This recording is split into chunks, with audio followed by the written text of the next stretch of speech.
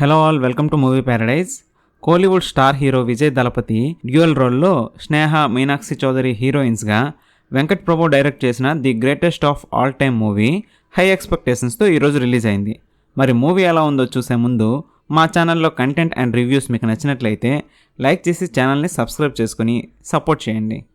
ఇంకా మూవీ ఎలా ఉందంటే, డైరెక్టర్ వెంకట్ ప్రభు రాసుకున్న script the greatest of all టైమే, కానీ పూర్ ఎగ్జిక్యూషన్ వల్ల స్క్రీన్ పై మనం the worst of all time ని చూస్తాం.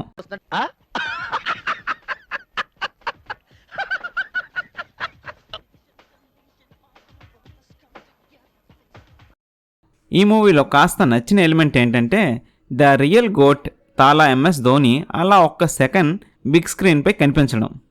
కథ కోసం ఏం చెప్పినా స్పాయిలర్ అయిపోతుంది, కానీ హాలీవుడ్ మూవీ జెమినీ మ్యాన్ మూవీని కాపీ చేశారనే కామెంట్స్ అయితే మాత్రం గట్టిగానే వినిపిస్తున్నాయి. సెకండ్ హాఫ్ అండ్ మెయిన్గా post climax portions, Gemini Man movie climax portions as it ఈస్గా దింపేశారనే టాక్ అయితే వినిపిస్తుంది. అలా అని మూవీని కాపీ కొట్టేయలేదు, జస్ట్ తస్కరించారంతే. ఎస్, తస్కరించడం. మూవీలో పాజిటివ్స్ విషయానికి వస్తే, యాక్టర్స్ పెర్ఫార్మెన్సెస్ బాగున్నాయి. విజయ్, స్నేహతో పాటు ప్రభుదేవ, ప్రశాంత్, అజ్మల్ అమీర్ ఇలా అందరూ వారి క్యారెక్టర్స్లో పర్ఫెక్ట్గా సెటిల్డ్గా పెర్ఫామ్ చేశారు. హీరోయిన్ మీనాక్షి చౌదరి రోల్కి పెద్దగా ఇంపార్టెన్స్ ఉండదు. క్లైమాక్స్లో CSK వర్సెస్ MI సెమీఫైనల్ మ్యాచ్లో ఒక 2 seconds ధోని కనిపించడం, Trisha and Sivakarthikeyan cameo roles కూడా బాగున్నాయి. నెగిటివ్స్ విషయానికి వస్తే, డైరెక్టర్ వెంకట్ ప్రభు నుండి డిసప్పాయింటింగ్ వర్క్ అనే చెప్పాలి. మూవీ రన్ టైం ఎక్కువగా ఉండడం, హై ఇచ్చే మూమెంట్స్ పెద్దగా లేకపోవడం వల్ల మూవీ చాలా ల్యాక్ చేశారనిపిస్తుంది. ట్విస్ట్లు కూడా గెస్ట్ చేసేలా ఉన్నాయి. మ్యూజిక్ అండ్ BGMs మరో మేజర్ మైనస్ అనే చెప్పాలి. సాంగ్స్ అండ్ BGMs ఏవి కూడా ఇంప్రెసివ్గా లేవు.